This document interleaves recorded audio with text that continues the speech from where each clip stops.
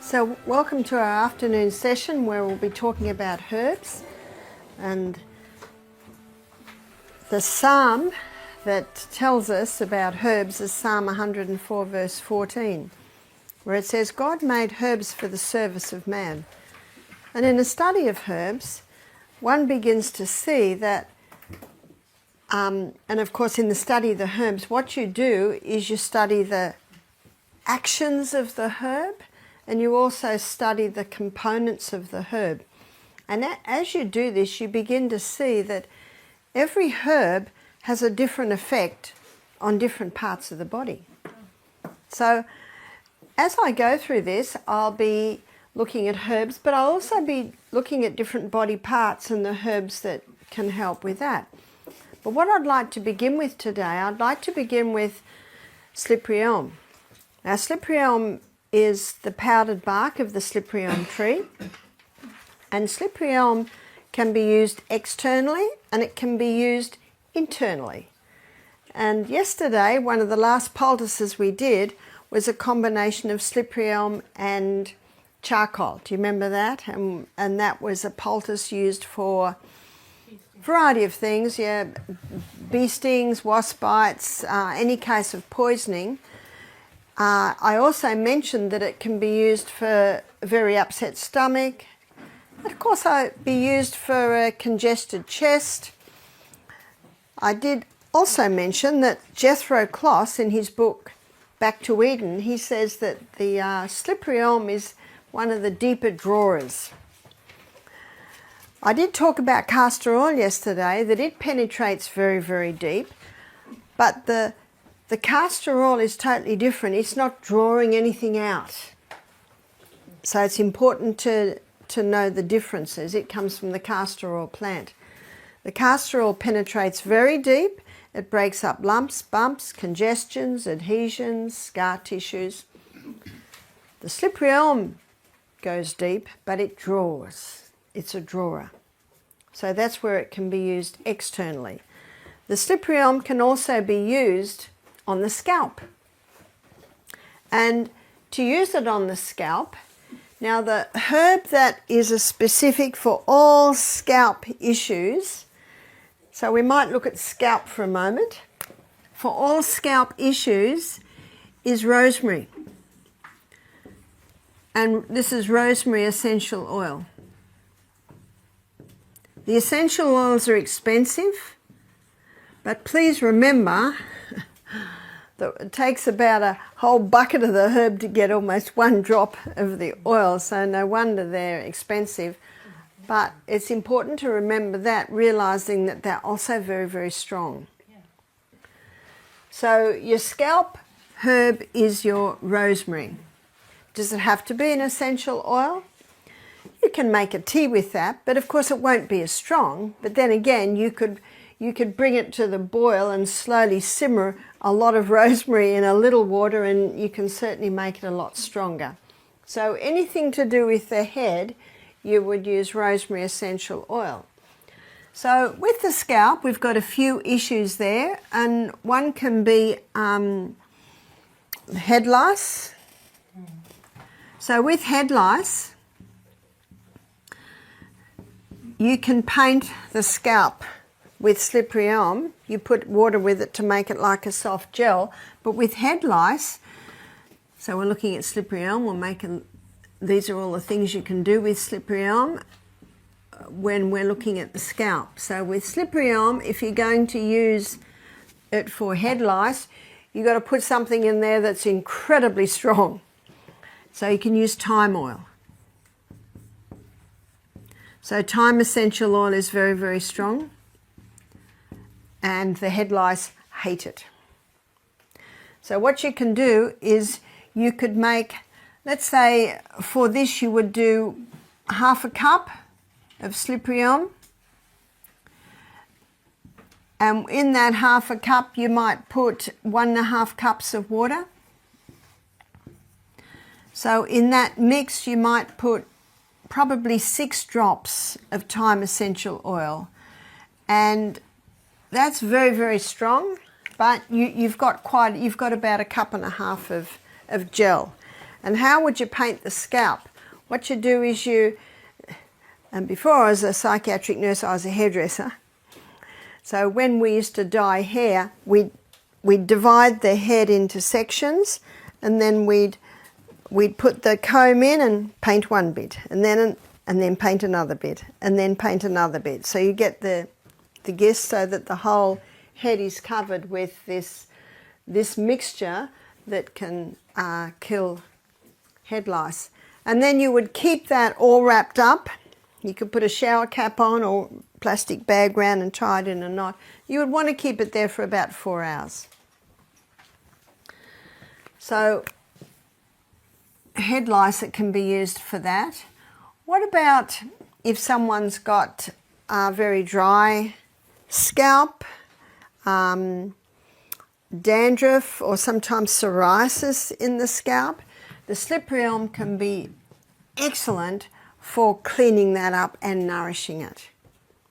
So what you would do then is you'd do a similar amount of this, but this time you'd put the rosemary essential oil in, because the rosemary essential oil is very nourishing to the scalp. So let's say dry scalp, eczema. Some people do experience eczema in the scalp. Then you would do the slippery elm and the rosemary. What about hair loss?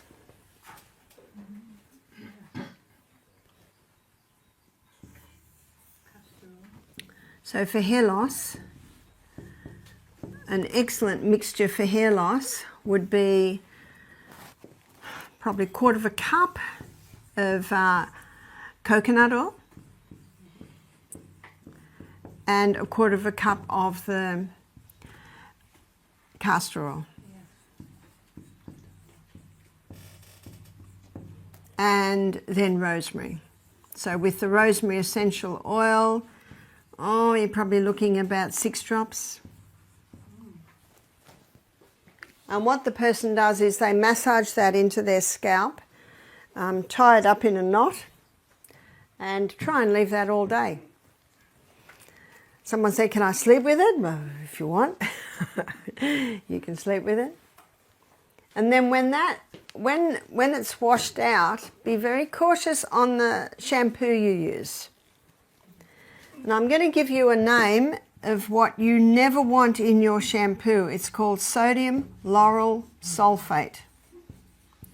And sodium lauryl sulfate is what they usually put into shampoo, sometimes even put it into toothpaste to make it foam. And what sodium lauryl sulfate, it's a chemical that kills the hair follicles.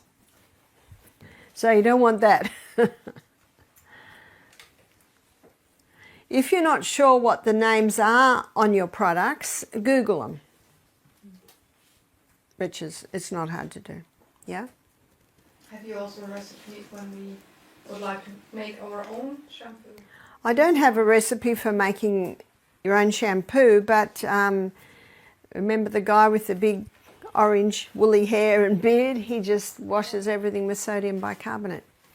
I have heard that you can wash your hair with aloe vera, and apparently it'll even soap up. I live at Misty Mountain Health Retreat. We have an incredible range of natural shampoos and conditioners. I have a book that talks about just using oil with essential oils to wash your hair with. Yeah, well, you could try it. It's worth a try. 1 Thessalonians 5:21, prove all things. And hold fast to that which is good. Yeah? I've tried to make some shampoo and I made it after soap recipe. And this is NaOH. And then I was on Facebook and asked some ladies and they said for liquid soaps you need KaOH, but I don't know where to get it. And then I read it has a lot of chemicals in it. Yes, it's Potassium hydroxide and sodium hydroxide, and it's really really potent. It's really It is really important when you make the soap. I have made some. It has to wait 4 to 6 weeks before you can use this soap. It's not what the chemical in it. It's just one chemical. Usually it is that. And it's really, really strong. Yes, I know. Now with hair loss, what does Ellen White say on page 127 whenever there's a health condition? Ascertain the cause. Yep. Sometimes hair loss can be because of a hormonal imbalance. Sometimes people can have drastic hair loss after huge stress. And sometimes hair loss can be because of, in fact, I've got a close friend and she straightened her hair. She's a black American lady. She straightened her hair after 20 years of straightening her hair. Those chemicals, little by little, were killing the hair follicles. And also the amazing hairdos that I see in the African countries, the tightness and the weight of those little braids can certainly cause some hair loss. So again, you have a look at what may be the cause. Because if you don't turn the tap off, you're still going to be mopping up in the other corner. Now we see a lot of after Corona, people have really bad hair loss. Okay, after Corona. If someone has bad hair loss, if they've got new hair coming through and you can see the tiny new growth, that's, you can assure the person the new's coming. The new's coming. I'd ask to look now at how you can use it internally. Slippery elm internally. So slippery elm, and I mentioned this yesterday, slippery elm contains a growth stimulant, and that growth stimulant stimulates rapid healing.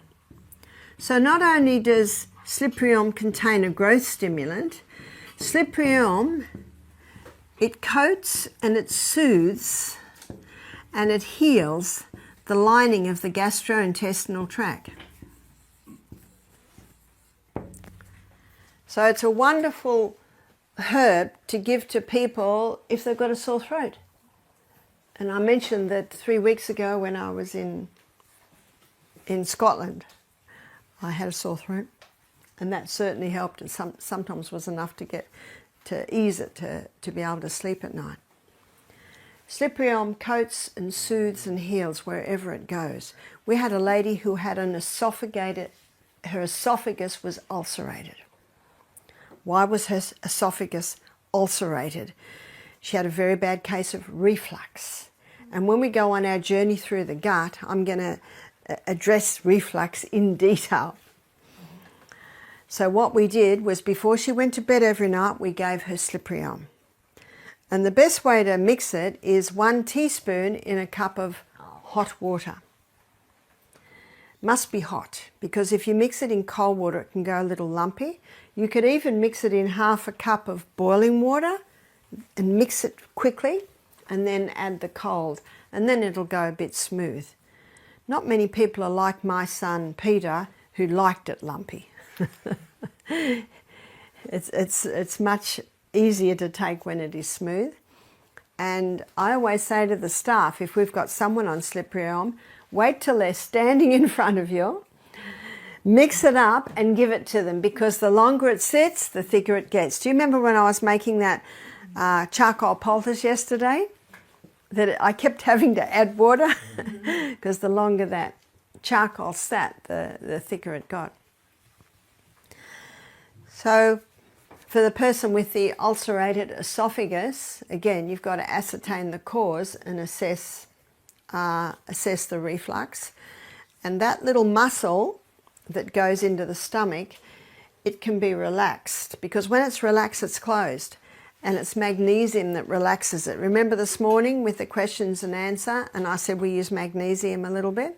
That's one of the areas we use magnesium. And the magnesium that we use is magnesium citrate. And that's the easiest magnesium to absorb into the body, easily absorbed.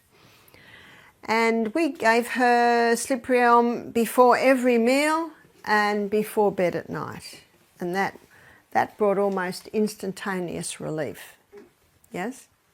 I have had these tablets to suck on with magnesium in it for my reflux, and it helps also. Yeah, yeah. And you can see why.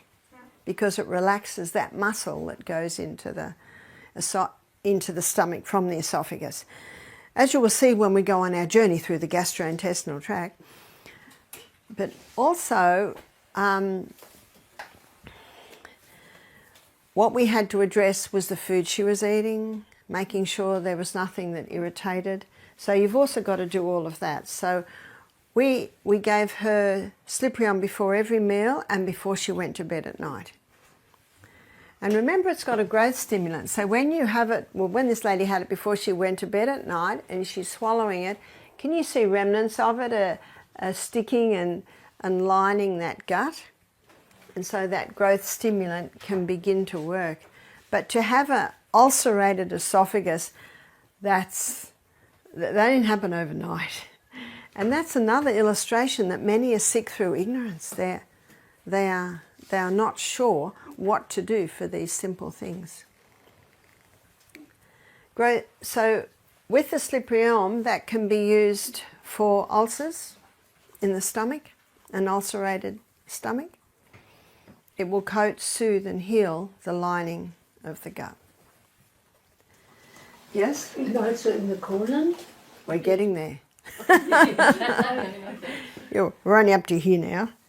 Now, coming down, and most problems are in the colon because the contents of the small intestine is liquid.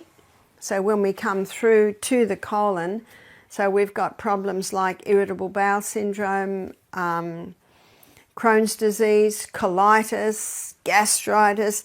They are all inflammation of the gastrointestinal tract. And the different names usually apply to different areas of the gastrointestinal tract. And it'll coat and soothe and heal the lining of the gut. When someone has a very severe case of Sliprion, of colitis, how would you know they had a severe case? They're going 10 times a day. And the feces, it should not be liquid. And it should not be like rabbit pellets. It should be soft with a little bit of form. One of our guests said, "I've never talked about such things so much." But there's some of the signs as to what your body's doing. Now, if in the feces there are partially digested foods, that's an indication that the food's not getting digested properly up here. If the feces is dark, very dark, it can indicate that there's bleeding higher up. If there's fresh blood in the feces, it can indicate that maybe it's hemorrhoids, because if it's fresh blood, it'll just be near the exit of the feces. But we have had some guests, in fact we had one last night, "I'm bleeding." And then we check, "But you had beetroot juice yesterday." Sometimes it's beetroot juice. It's as simple as that. And if someone is going 10 times a day, they can take the Sliprion every hour. You can't overdo it. It's such a safe herb. You cannot overdo it. Now, if someone has a very severe case and need a little bit extra, maybe it's quite chronic, we do 80% golden seal.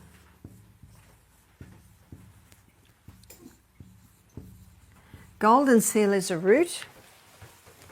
It's grown in forests in Europe, and it takes 7 years to grow before it can be harvested, and it's one of, I think frankincense is your most expensive herb that you can buy, but the golden seal is not far behind it. It's very, very expensive, but you do not need very much. So a few things about golden seal. Sorry, that's not right. It's 80% Sliprion, and it's 10% golden seal. And I'm going to show you why we put this in the mix, and it's 10% myrrh. Myrrh is a gum resin. And so often you'll buy myrrh as like little lumps. Remember, it's a gum resin, comes from the gum of a tree.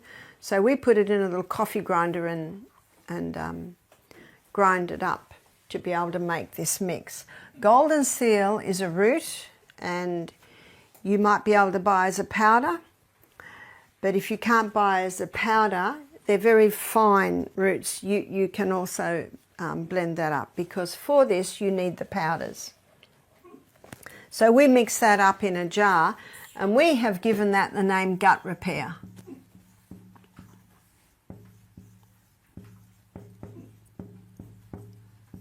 So that's our recipe for gut repair. Now the reason we use the golden seal is because golden seal, he has a nickname. He's called King of Tonics to all mucous membranes.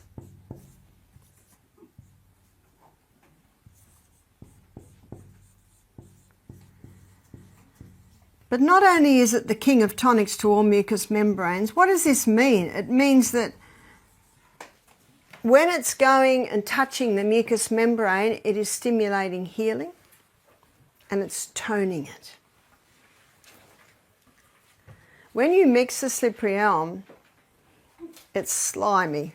I guess slippery is a nice way to say slimy. But it needs to be in the gastrointestinal tract, because the whole of our gastrointestinal tract is lined with mucus.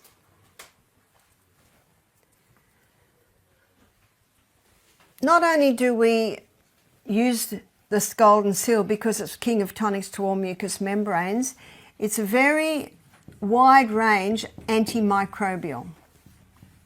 So what that means is it's antifungal, it's antibacterial.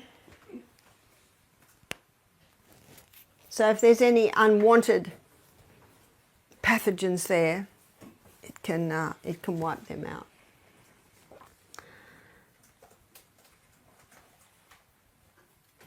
I had a lady on gut repair who'd had irritable bowel for many years. She changed her diet, as we'll see when we go through the journey of the gut. Changing the diet is also very important. Remember the 5 allergens? They appear to be incredibly irritating to the gut when it's in an inflamed state. So soft food, sometimes when someone's got irritable bowel, you can't even give them raw food. So they can't, the raw carrot, it's just too harsh on the gut.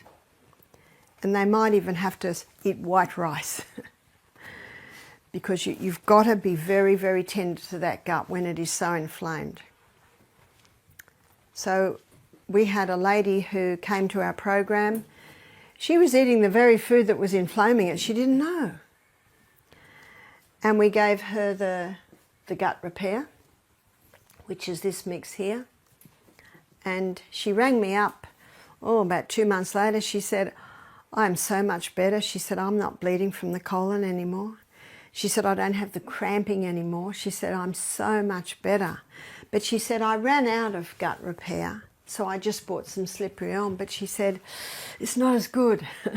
I want gut repair. So for some people, the slippery elm is enough.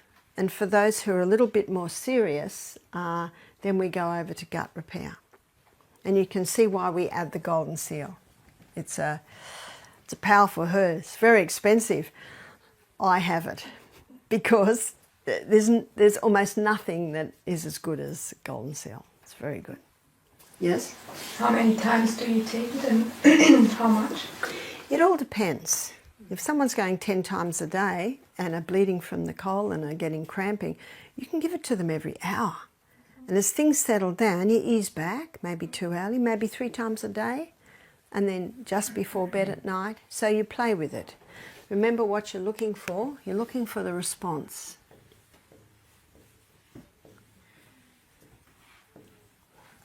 Sometimes with the tea that we give our guests, most people on the fasting days, they just go as they usually go.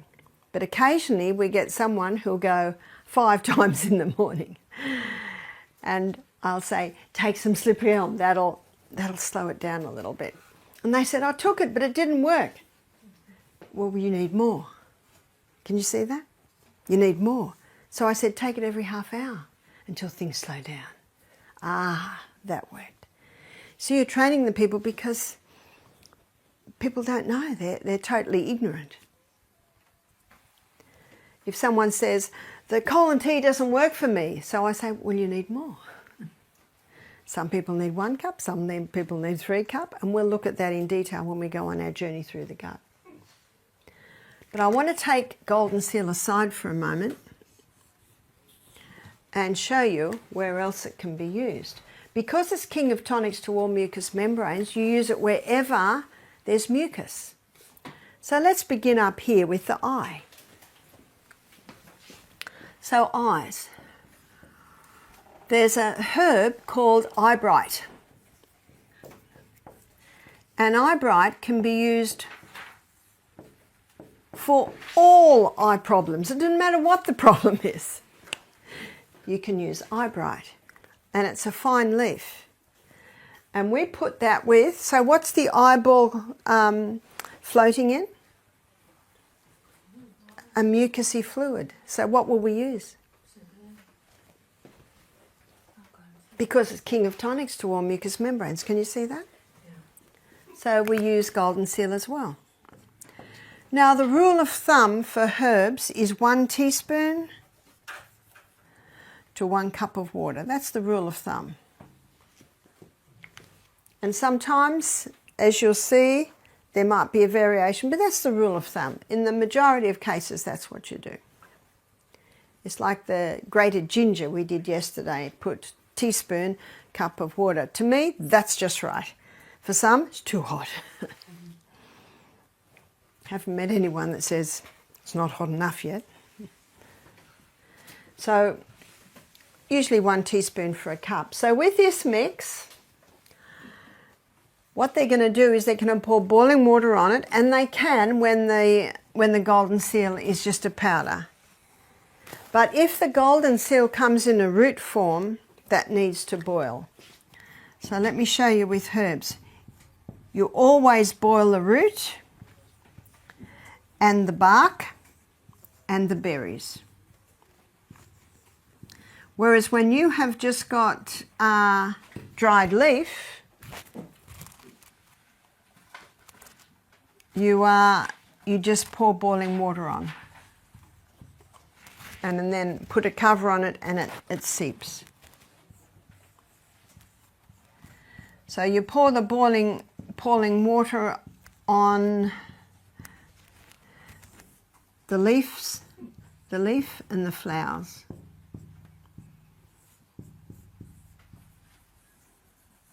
So what we've got here, we've got leaf and we've got a root. You can pour boiling water on it if it's a powder, because it's so ground up, just letting it sit will be able to extract what the active ingredients out of it. But if it's a root, then you would boil that. So let's say we do 1/4 teaspoon, and you can do any amount. 1/4 teaspoon of this and 1/4 teaspoon, 1/4 teaspoon of the eyebright and 1/4 teaspoon of the golden seal. Let's say it's in a root. Well, 1/4 teaspoon, then you'd go with 1/2 cup, wouldn't you? Because that comes to 1/2 teaspoon, so now you've got 1/2 cup of water. So what you would do is you would boil the golden seal root in 1/2 cup of water. It's always a very gentle simmer. I always boil my herbs in glass, Pyrex glass. Now we go to the second-hand shops and get X coffee percolators. They're perfect. I've even had so many people send them to me. We've got about a dozen of them now. Because you can get a bit of a reaction with the stainless steel. And if you ever go to a Chinese doctor and get his herbs, he will specify, don't cook up the herbs in stainless steel. You want them in glass or ceramic. So ideally. So you would gentle simmer, not a furious boil. I just bring it to the boil, turn it down very low, put the lid on, always the lid on, and let it simmer. It's usually 10 minutes is enough. 10 minutes is usually enough, and it's a gentle simmer. And then when you turn the heat off, then you would put the eyebright leaf in. And then put the lid on again. And what you do with this tea is you let it cool. And when it's cold, then you strain it. And then you wash the eyes with a little eye bath. And you might wash the eye 3 times a day maybe. Why would you wash the eye with this tea mix? You would do it for cataracts. You would do it for glaucoma. You would do it for dry eyes. You would do it for red eyes. So any complaint in the eye. And why have we put the golden seal in, students?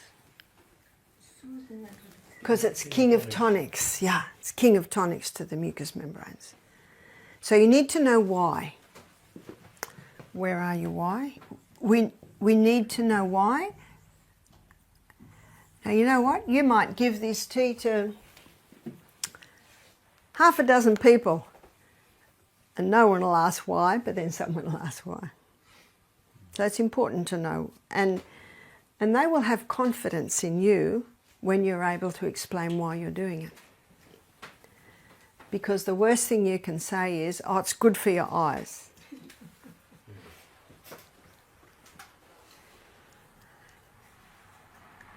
We've had a few guests come and do our program who've complained of dry eyes, sore eyes. They've got eye drops. The eye drops sting, but they're not really helping.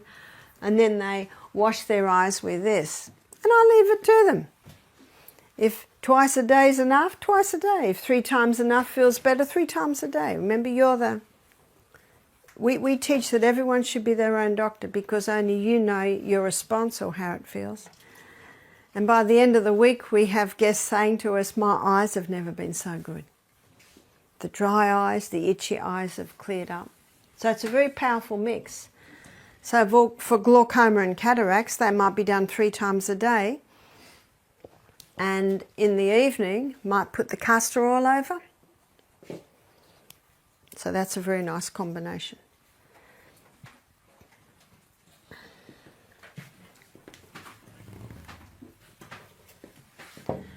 So what we're going to do now is we're going to keep going down the head. So now we come to the sinus. And you'll find many people with sinus problems. And in the Mayo Clinic in the 1990s, a group of doctors discovered that sinus problems are due to fungus.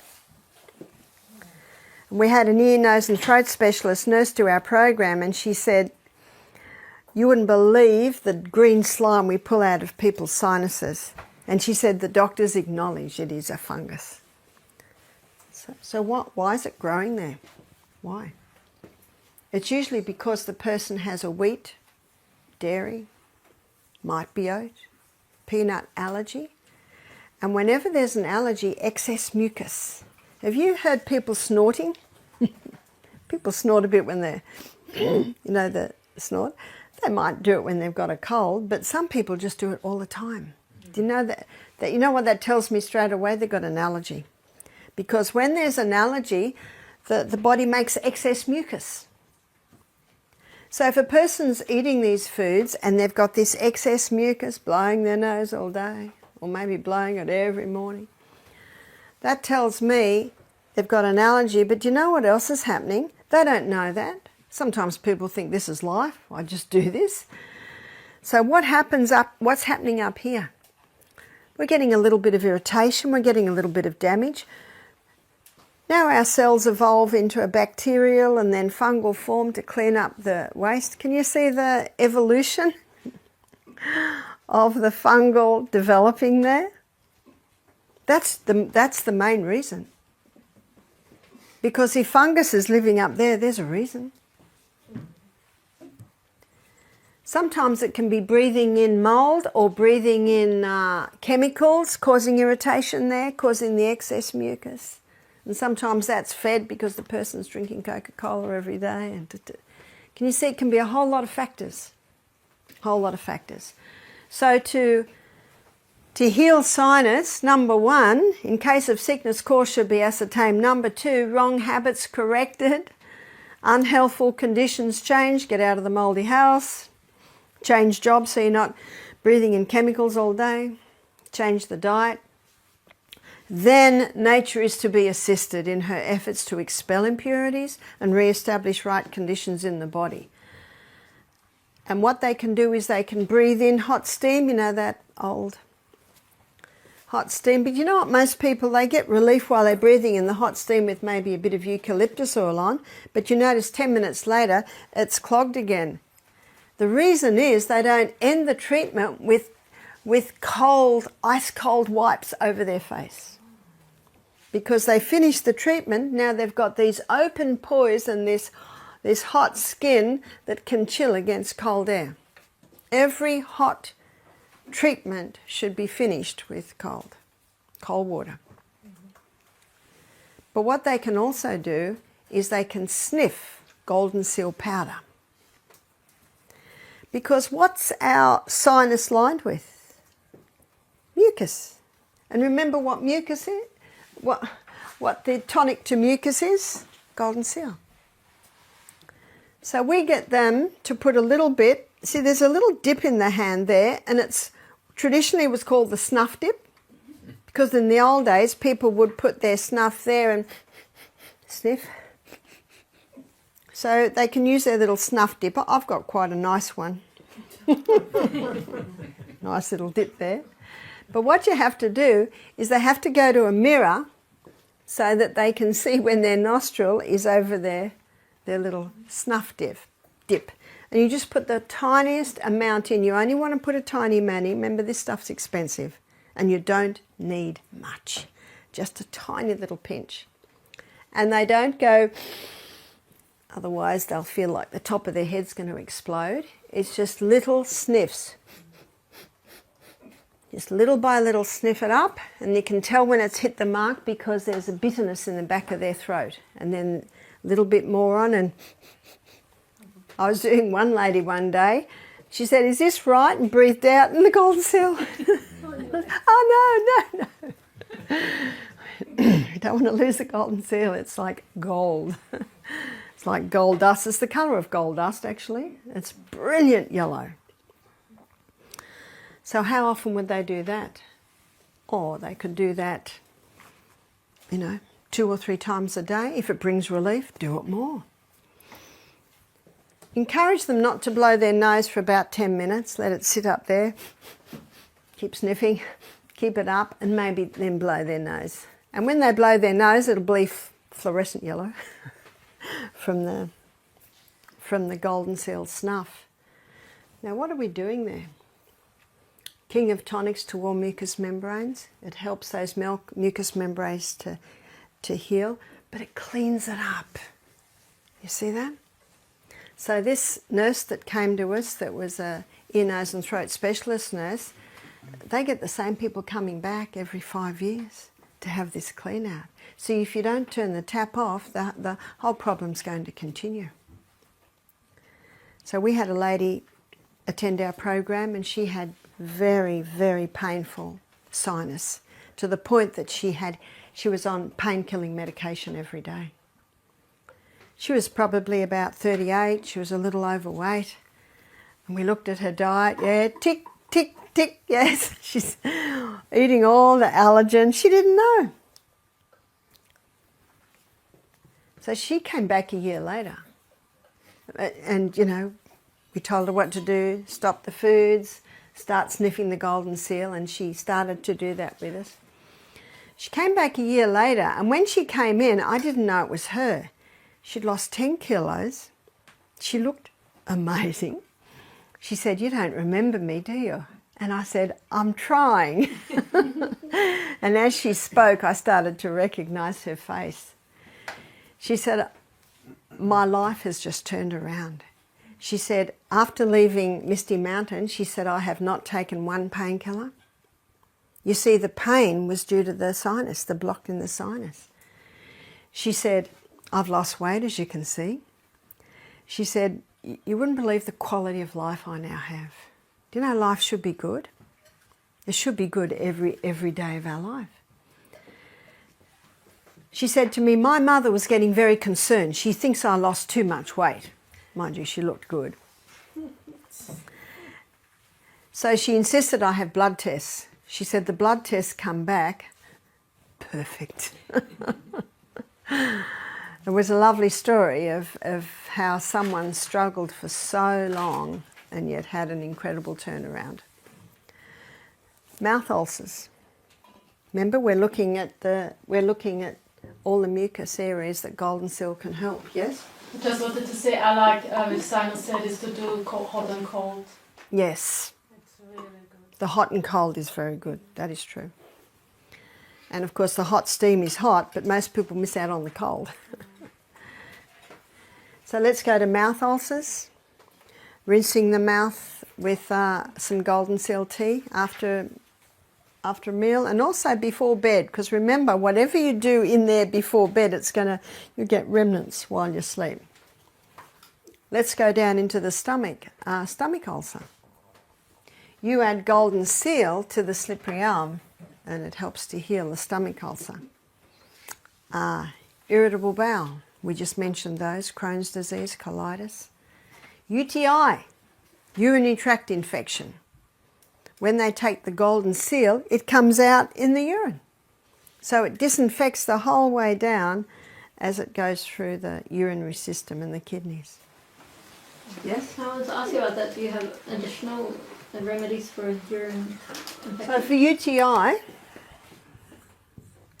and you can get golden seal in a tablet form. It is incredibly bitter.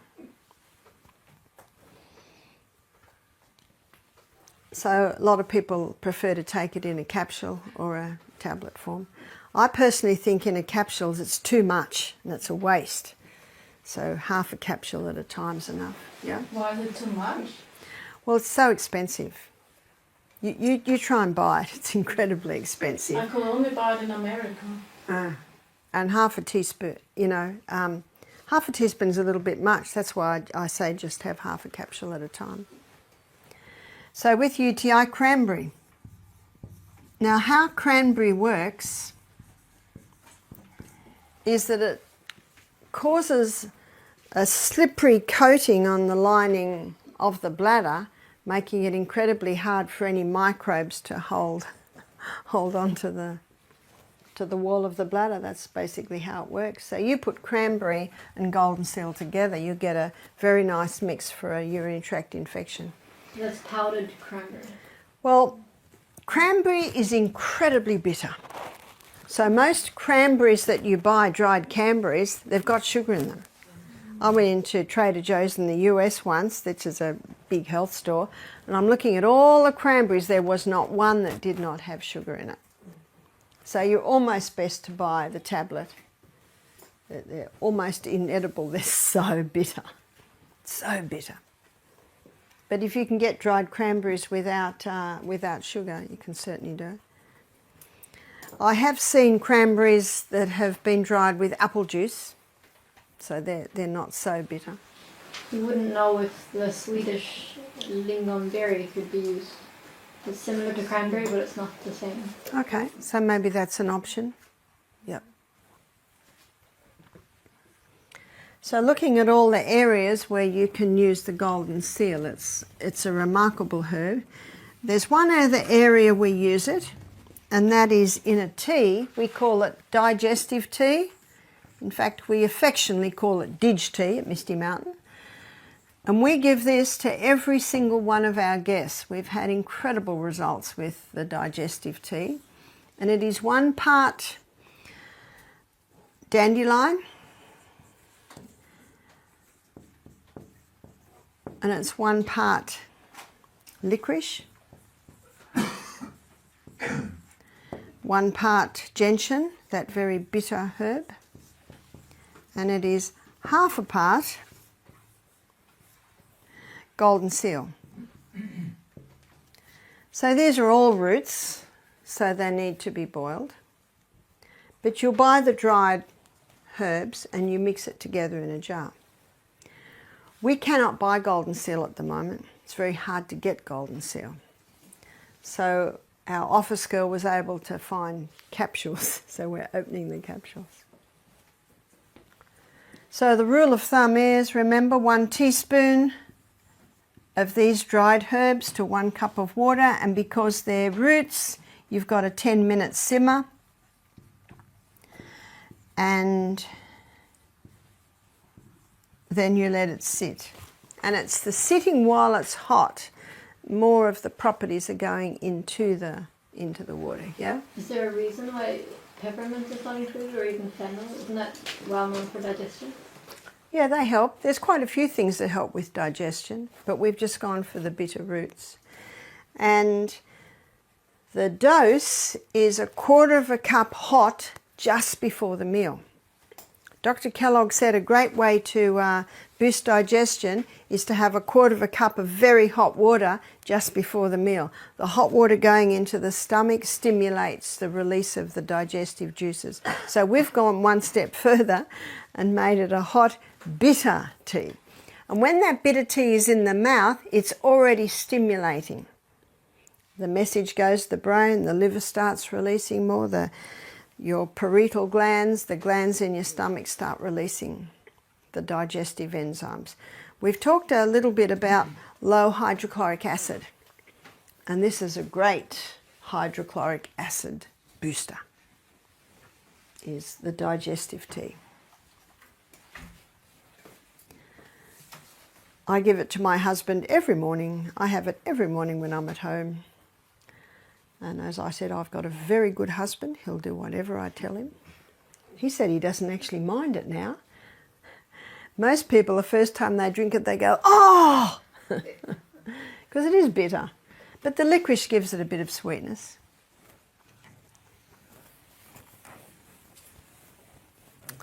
So what I have been covering is the golden seal. We've also helped a few people that have got very stubborn ulcers. And ulcers often happen with diabetics on the shin. And the reason they happen on the shin is because the blood supply there is quite poor. So we had a lady bring her mother, and her mother was in a wheelchair. We have one room that has disabled access. But when someone is like that, we say to people, we are not a hospital. So if someone needs care, they have to bring a carer with them. Because remember, what we are is teachers, teaching people how to be their own doctors. It would be certainly wonderful if we had a hospital that did that. And I've been reading the autobiography of a Dr. Gertrude Brown, who was trained with Dr. Kellogg at Battle Creek Sanitarium. So this is the mid-1800s, late 1800s. And she said, she worked there for 6 years. She said it was the most wonderful place to work, was Battle Creek. Have you heard of Battle Creek? They had 1,000 beds. Yeah. Huge. And they said Dr. Kellogg was an excellent surgeon, but he rarely did surgery. He did everything possible. Surgery was the very last resort. It was so nice to read that. And she also said in her autobiography, she said Dr. Kellogg was a living example of the health message. Isn't that nice? Wouldn't you like that said of yourself? Remember, ye are our epistles, known and read of all men. And the staff all read that man, and he was a testimony. So it has happened before that there has been basically a health retreat / hospital that did implement these principles. And what also she said was many sick people would go there, and she said they would walk out. She said, I've worked in many hospitals. She was the matron in a big hospital in London for a while, and then in her 40s she went to Edinburgh, and her and husband both trained as doctors. She said, I have never seen anywhere like Battle Creek. The people would walk out healthy. She said, I've never seen a hospital like that. What was her name again? Dr. Gertrude Brown. And my Scottish mum, Ruth, she met Dr. Gertrude Brown. So she was telling me her story. So I said to her, I'd love to. She said, I've got her book. And in the front of the book, I've actually got it in my room. I'll bring it down if you like. Dr. Gertrude Brown has written in there. It's a thrilling story, so thrilling. Unfortunately, the pharmaceutical company is so big now, it's almost, it's almost impossible to have such a place. So what we do is we have little health centres. And isn't that the best way, just one-to-one? So I was talking about ulcers. So we've had some stubborn ulcers. So this lady brought her mother, she was 80, had a really stubborn ulcer. So what you do is clean it out with hydrogen peroxide. Something else you can clean it out with is seawater. And to make seawater, a cup of Celtic salt to 1 teaspoon of seawater. So I notice you don't live near the sea. You mix it. And if you... Pardon? 1 cup of water, I believe, too. Yeah. 1 teaspoon of salt, Celtic salt, yeah. And you can wash it with that, and then you put it in the sun. Do you know in the old days they used to wheel, this is Florence Nightingale, wheel the patients out onto the veranda and put their bed sores and their ulcers in the sun. Yeah. In the sun. The sun is a wonderful healer. So that was part of it. And then we would sprinkle a mix inside the ulcer of equal parts golden seal and cayenne pepper. Because one of the problems with an ulcer is that the blood supply is very poor to the area. And what does cayenne pepper do? Moves blood. And what's the blood? It's the life of the flesh. Within 1 week, it was just incredible the response we saw. Most people, when you sprinkle the golden seal and cayenne pepper powder, they don't feel the cayenne, because that's one of the problems, they don't have a blood supply, and the blood supply feeds the nerves. And little by little, we saw it shrink up. And we have seen many ulcers heal with that, and people, I've told them what to do, and they've got back to me and they've said, wow, this is remarkable. Now you can see why we're doing this. The cayenne peppers to bring the blood, and the blood's the healer, and the golden seal, king of tonics, and also strong antimicrobial. I was talking to a lady in Scotland last week who 10 years ago used to work in an aged care facility, and she told me they used to use maggots to clean up wounds. Have you heard that? No. She said we'd get the maggots in little containers, and she said you'd sprinkle it onto the wound, and they're like little threads, and you'd wrap it up and leave it 24 hours, and when you opened it up, she said they were all like fat grubs. And she said the wound was clean. Maggots. From the blowfly. What's your Swiss word for that? I don't know. Do you know blowflies? Do you know when you've got something dying, the blowflies will lay their maggots? Yeah, those little horrible crawly things. Could it just be in a normal housefly? No, You can't use no, it has to be a blowfly. The maggots come from the blowfly. Oh. And apparently they used to use it in the war. If they had wounds that wouldn't heal, they would let the blowfly lay the maggots. Anyway, this Scottish lady was telling me that's what they did. Blowfly? That's what we call it. I don't know what you call it. Do you know they say don't leave meat out, or a blowfly will land and the maggots will start to eat it? Does anyone understand what I'm saying? Yes. Oh, good.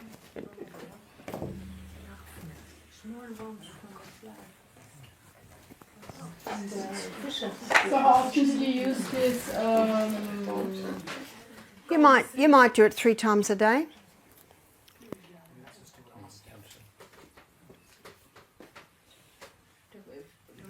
So I think we've exhausted golden seal.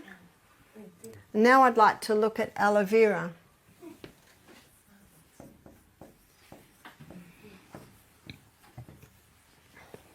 There are 3 herbs that contain a growth stimulant. One is slippery elm, and one is aloe vera. Have you ever cut a leaf of aloe vera or cut the tip of a leaf? Have you noticed how quickly a skin grows? That's because it's got a growth stimulant in it. I call aloe vera God's skin cream. I used to use it if my babies had nappy rash. Just open the leaf and just slime it all over them. But where it's particularly helpful is for burns. And we've seen some remarkable responses with burns. So our maintenance man, Dave, and I know Casper knows Dave Bongi, Aboriginal man, he was burning off a whole lot of rubbish and trees, and it wasn't burning properly, so he got petrol. And the flames came up, got his face, got his arm, and real badly on the leg. So he didn't tell anyone, and he just went home and had a shower, and his brother came in and saw him sitting in the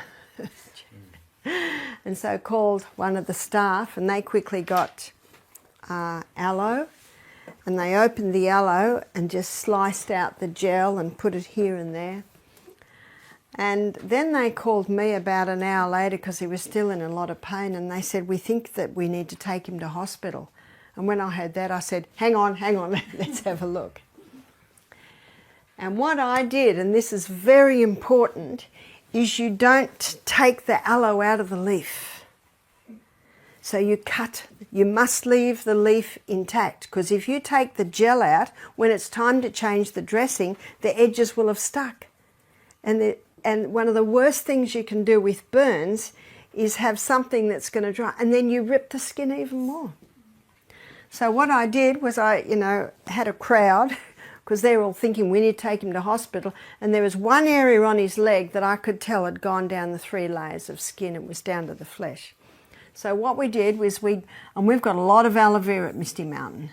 So we cut the leaf and we did like a jigsaw on his leg. Can you see like that? And so we had a few people, because it's so slimy, it's trying to move around. Now you cut off the spikes on the edge. So you just cut it down the middle and open it. And if you leave the skin intact, that will never dry out. That's a very important point.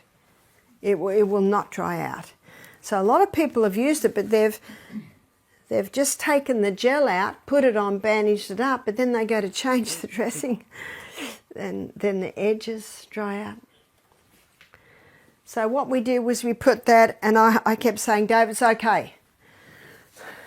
He's like this. So we did it all over his leg. We did it all up his arm. Bit hard to put it on his face, so we just rubbed it on his face. His face actually wasn't that bad, but of course it's painful. So we rubbed it on, and you just keep rubbing it on, and it'll make a little bit of a skin too. You can. Have you ever put aloe vera on your skin? Mm-hmm. It's slimy, but then it's probably only about 20 minutes. You got a skin on there. And then we asked God to bless it. We bandaged the whole thing on. And he smiled, and the pain level's gone. I think it was 10 out of 10 when I got to him. He was not good, but he was holding on. And it was down to about 8 out of 10 when I left. And this was probably 3 o'clock in the afternoon. I didn't hear anything, so I thought all is good. And he said it came to about 4 out of 10 by the time he went to bed. And I said, don't move it. I said, I'll come and dress it again in 24 hours. So if you want a shower, put a glad, but remember he'd gone home and had a shower, so he just had a shower. There was probably no need for him to have another shower till another 24 hours. And when I went in the morning, he was just sitting in the chair smiling at me. What does that tell you? I said, what are your pain levels? He said, it's probably only 1 or 2 out of 10. That's incredible, isn't it? So that what you've got to do with a burn, you've basically got to stop the air getting to it, because the air on it can be very painful. So with that case, it was only one compress of aloe vera? No. We changed it. We changed it after 24 hours. We put a whole lot of more leaves on, and he could handle the dressing change. You know, sometimes the dressing change is very painful, but you know, there was no sticking at all, and the aloe had kept it moist and slimy and beautiful. And we changed it. I think we only did that twice. So I saw him on the third day, and he's coming to collect the compost bins. And his face looked really good. Now, he's got dark skin, and often with burns on the dark skin, you know, you can really see the difference. And about the next day, I looked at his leg, and the blister had burst. And underneath the blister was new skin. Isn't that incredible? Just incredible. And they were all amazed. Do you remember what they wanted to do? They wanted to take him to hospital. And I can understand, because what the dressing they'd put on, it was not getting a response. And if you're not getting a response, oh, that's what you've got to do. But when I saw what they'd done, I thought they didn't realise what you've got to do. You've got to leave that skin on. And then a lady contacted me. She's a friend of mine. She said, a friend of mine had an accident with boiling water and burnt her chest and all down her arm, and the skin's just falling off. She's been to the doctor, and the doctor said right in the middle here, they call that the first degree burns, when, you know, it's the first layer of skin is gone. The third degree burn is usually just the top layer. And the doctor wants her to go to Sydney, which is 5 hours away. And he thinks she'll have to have skin grafts, and it's possible she'll never have the full use of her arm again. Now, she had twin boys who were 2 and another little 4-year-old. And the husband's working, so they were in a dilemma. What do we do? And my friend said to them, I know a lady that I think can help. And so I said to them, put the aloe on straight away, get the strips and put it on straight away. And then I could not see them till the next afternoon. So I met them at our mutual friend's house, who's got this huge crop of aloe vera. And there was about 10 people there all watching to see what's going to happen. And when I looked at the arm, it wasn't as bad as I thought it would be. There was only really a small part that was quite raw. And her husband was standing there frowning. She said, my husband's not happy. He wants me to go to Sydney. He wants me to go to hospital. You know, he thinks I'm going to lose the use of my arm. And so I said to him, I can understand how you feel, but let's just give this a try. I've seen it do incredible things. And I said, the arm isn't as bad as I thought it would be. He said, okay. And so I did the same thing with the arm. And we needed about 3 people to hold this slimy aloe on. And then when we put it all around the arm, we put cling wrap around it and then bandaged it on. And she said that made an incredible relief. The chest was looking quite good because she'd already had the aloe on there, but she hadn't been able to secure it properly here, and it was still hurting. And I said, don't change it for 24 hours. Why not for 24 hours? Because what happens is the skin starts to heal, and if you change it too much, you disrupt that healing skin. And you'll find in hospitals today, sometimes they don't change them for 2 days, 48 hours, because that's what they've found. Sometimes 3 days, yeah, sometimes 3 days. And so I didn't do the next dressing, you know, that I'd shown them, and the house where we went to, I think they just went there because they all saw what to do. And one of the reasons why they decided to go with the aloe vera is she felt so good. She said once that was on, her pain levels went right down. And when the husband saw her relaxed and happy, and I said to him, aloe vera has a growth stimulant, I think this can do it. Now, he was happy to go with that, because if they did go to Sydney, he was going to have to find someone to mind the twins and the little, and he was going to have to get time off work, and you know, it gets incredibly complicated. So that also won him. And I didn't hear from them again, but I did hear from our mutual friend, and she said, oh, it's healing very nicely. That's all I heard. But 2 months later, I was going to see my local cranial sacral chiropractor, who's a very clever guy in fixing backs, and just before I went in to see him, they came out of the room. And they just came out of the room like this, and when they looked up and saw me, they went, "Ah, Barbara!" It's like a celebrity had just walked in the room. And the husband's just smiling like this. And they were just smiling. They just told me everything. And she pulled up a jumper. She said, "Look, did you know you couldn't even not see that there'd been a problem there?" She said, "Look, I've got full use of my arm." So it's certainly worth a try, isn't it, yeah? What did the doctors said to them about the Well, they actually didn't go back to the doctor. Because what the doctor had done is he'd given them a referral to a specialist in Sydney, and they basically just rang up and said, we've got another opinion. You never say, we're going to get an alternative, thank you. We're going to get an alternative opinion, because as soon as you say alternative, they immediately think you're going into something that many doctors and nurses think is like quackery. Not all doctors and nurses think that. I know some doctors and nurses that don't think that at all, but unfortunately some do. And it totally healed. So aloe vera is just like a miracle herb. And that's why when I first moved into my house 10 years ago, I planted aloe vera and comfrey all around my house. I did that before the house was even renovated to live in. Yeah. Yeah, how long did it take her to? Do you know that I think she placed the aloe vera, she said she only needed to place the aloe vera on the skin on her chest for about, I think 48 hours she did that. You see, the skin grows very quickly, and once the skin is there, you know, you're safe.